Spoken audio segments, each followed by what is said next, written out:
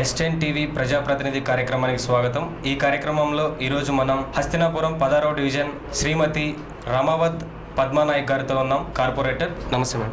మొదటిసారిగా మీరు కార్పొరేటర్గా ఎన్నికయ్యారు మేడం, హస్తినాపురం 16వ డివిజన్ నుంచి.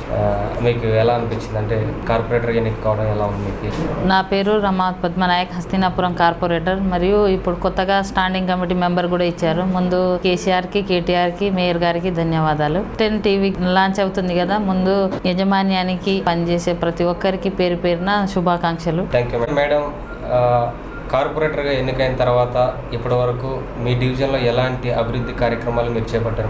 మా హస్తినాపురం డివిజన్లో ఇది కొత్తగా ఏర్పడ్డ డివిజన్. ఈ డివిజన్లో దాదాపుగా 100లో 50% సమస్యలే ఉన్నాయి. ముఖ్యంగా ఎక్కువ సమస్య ఉన్నది డ్రైనేజ్. ఈ సాగరింకులలో పెద్ద సమస్య డ్రైనేజ్. అది మొత్తం 100 కాలనీల డ్రైనేజ్ వాటర్ అక్కడ ఫ్లో అవుతుంది. ఆ కాలనీలో వాళ్ళు పాపం వాళ్ళ సమస్య చాలా పెద్దది. గత ప్రభుత్వం అంతా పట్టించుకోలేదు. ఇప్పుడు మన టీఆర్ఎస్ ప్రభుత్వంలో 1,70 లక్షలతో శాంక్షన్ అయింది. అది తొందరలోనే ప్రారంభమై ప్రజల సమస్య తీర్చడానికి దగ్గరలో ఉన్నాం. అయితే ప్రస్తుతం ఈ డివిజన్లో ఎక్కడ డ్రైనేజీ సమస్యలు లేవంటారా మేడం? అంటే రోడ్ల విస్తరణ అలాంటివి ఏమైనా చేపట్టారా? రోడ్ల విస్తరణ జరిగిందా ఇప్పటివరకు మీరు ఎన్నికైన తర్వాత?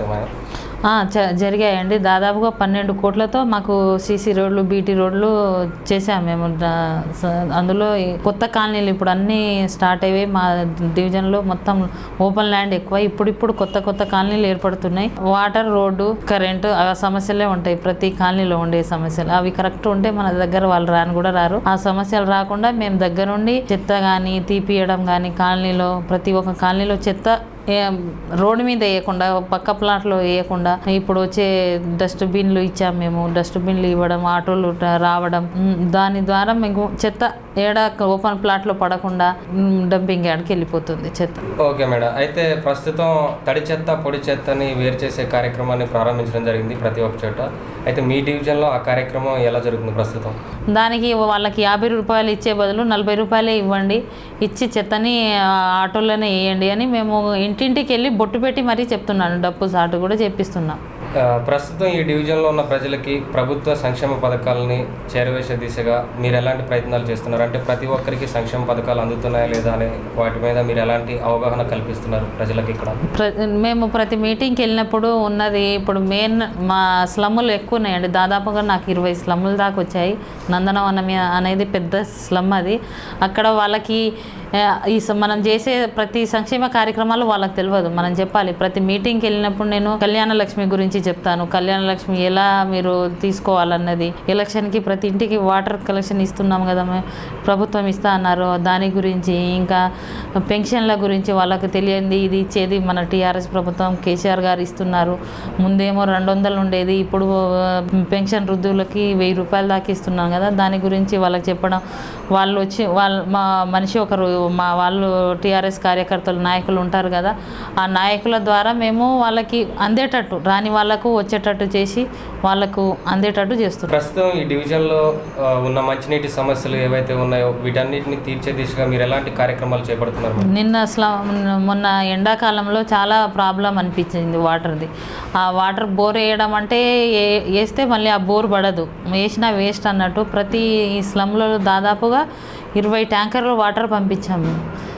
వాటర్ సమస్య, ఇంకా కాలనీలో వాటర్ లేని, కృష్ణా వాటర్ ఏడేడ లేవు, ఆడ ప్రతి కాలనీలో ట్యాంకర్ల ద్వారా వాటర్ అందించాం. దీనికి ప్రజలు కూడా చాలా సంతోషపడ్డారు. ఇంతవరకు మాకు పోయిన గత ప్రభుత్వంలో ఇలాంటివి ఏం చేయలేదు, మాకు వాటర్ అనేది అందలేదు అని వాళ్ళు బాగా బాధపడే వాళ్ళకి కూడా మేము వాటర్ అందించాం. దానికి ప్రజలు చాలా సంతోషపడ్డారు.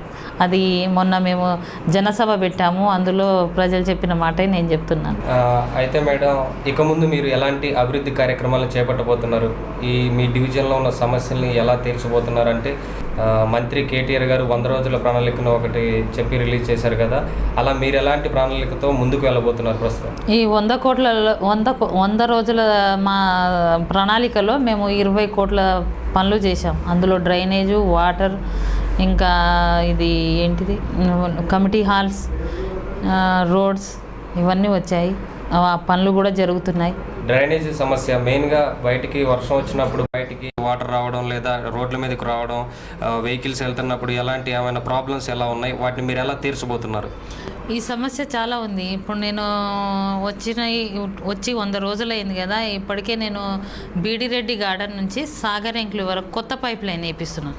డ్రైనేజ్ వేరు వేపిస్తున్నాము, ఈ వర్షపు నీళ్ళు వేరు చెరువులకు పోయేటట్టు.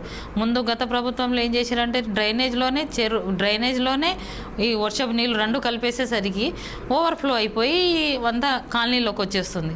దానికని మేము ఇప్పుడు ఈ ఎండాకాలం మొన్న సమ్మర్లో కూడా ఈ ఇంకుడు గుంతలు బాగా తవ్వించాం. దగ్గర 50 పైనే అయిపోయింది. ప్రతి కాలనీలో కనీసం 5-6 ఇంకుడు గుంతలు, ప్రతి ఇంటికి ఇంకుడు గుంత కార్యక్రమం చేశాము. అలా ఇంకుడు గుంతలు ఉండడం వలన వచ్చే వర్షపు నీళ్ళు, ఇంట్లో పడే వర్షపు నీళ్ళు ఆ ఇంకుడు గుంతలు పోతే డ్రైనేజ్ పొంగదు, మన కాలనీలు మునగవు.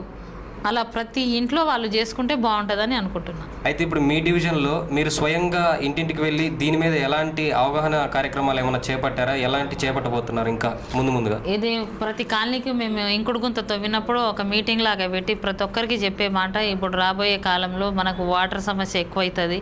ఇప్పటి నుంచే మనం వాటర్ని ఇంకుడు గుంత రూపంలో మన ఇంట్లో కానీ లేకుంటే స్టోరేజ్ చేసుకున్న ఫ్యూచర్లో ఈ ప్రాబ్లం రాకుండా ఇప్పుడే మనం వాటర్ లేక చాలా ఇబ్బంది పడుతున్నాం. ఇంకా రాబోయే కాలంలో వర్షాలు లేక మనం ఇప్పుడు పెట్రోల్ డీజిల్ ఎలా కొంటున్నామో దానిలాగానే వాటర్ని కూడా కొనవలసి వస్తుంది. ఆ ప్రాబ్లం రాకుండా చూడాలంటే మనం ఇంకుడు గుంతలు కంపల్సరీ తవ్వుకోవాలి.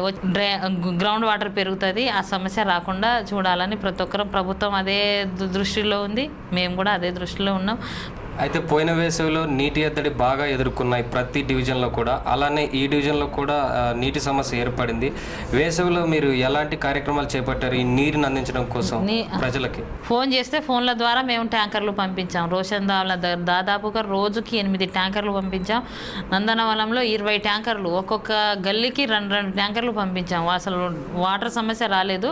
జిహెచ్ఎంసీ స్టాండింగ్ కమిటీలో మీరు మొన్ననే మెంబర్గా ఎన్నిక అవ్వడం జరిగింది. అంటే మీరు ముందు ఎలాంటి కార్యక్రమాలు చేపట్టబోతున్నారు? ప్రభుత్వం నుంచి నిధులు ఇంకెలా రాబట్టుకోబోతున్నారు?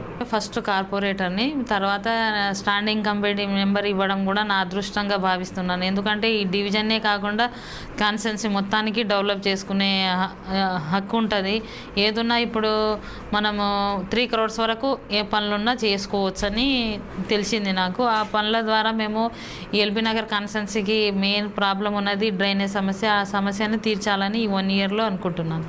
ప్రజాప్రతినిధి కార్యక్రమంలో పాల్గొన్నందుకు ధన్యవాదాలు మేడం. మీకు S10 టీవీకి ధన్యవాదాలు. S10 టీవీకి ఆల్ ద బెస్ట్.